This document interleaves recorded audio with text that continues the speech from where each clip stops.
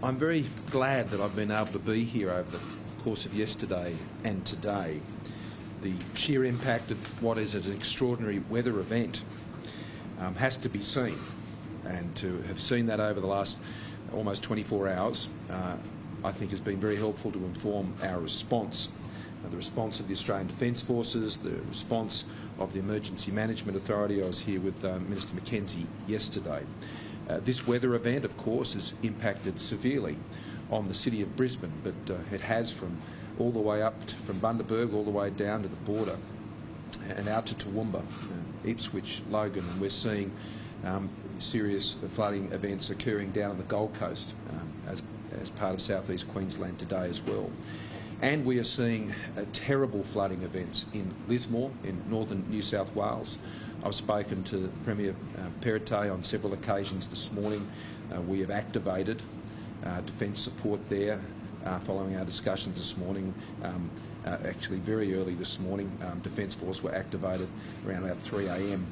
There are 200 ADF that have been deployed to assist. The helicopter support out of Amberley is on its way and should be arriving soon in Lismore to assist with what are very serious evacuations. So this weather event has had imposed a heavy blow on southeast Queensland, and it is now moving south and will ultimately be impacting on the south coast of New South Wales, we understand, later this week. So I want to join with the Lord Mayor in thanking everyone in southeast Queensland, particularly the people of Brisbane. And I want to thank you too as well, Adrian, for the great leadership that you've shown here, working closely with the state government, and I thank them for all of their efforts as well. I've just come from an operations room where everyone's working together, taking calls, solving problems, dealing with the immediate response. They're highly professional at what they do, and they have one focus: to keep you safe and to ensure that the City of Brisbane can recover quickly. To assist that, today we are announcing that we will be extending the Australian Government's disaster recovery payment to the following local government areas: Brisbane City, Fraser Coast, Gold Coast, of course Gympie, Ipswich, Lockyer Valley, Logan, Moreton Bay, Noosa, North Burnett, Redland City, Scenic Rim, Somerset, South Burnett, Southern Downs, Sunshine Coast, Toowoomba, and local government areas in and around the Lismore area, particularly the city of Lismore. Now, this is a disaster recovery payment that is for eligible people who have been directly impacted by the floods with inundation. $1,000 per eligible adult and $400 per eligible child. That is provided 100% by the federal government. You can access that support through the Services Australia Disaster Assistance phone line on 180-2266, and you can also do it online, and you can do that by visiting servicesaustralia.gov.au/disaster. These payments are there to provide for some of the most basic needs that people have when they've been impacted by a flood event such as this.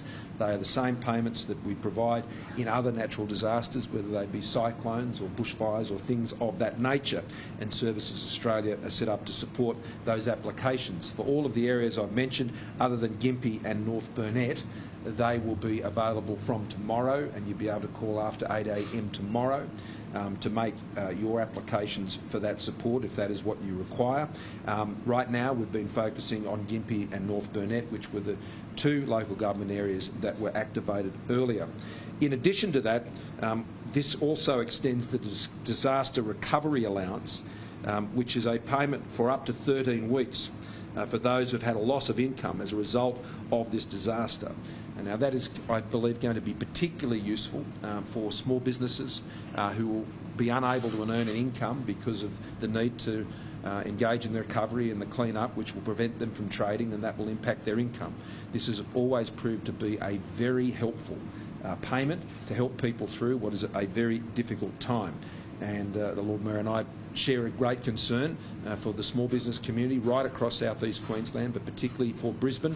They've had to deal with a lot, whether it's pandemics or floods, and we really want to work with them to help them get through this.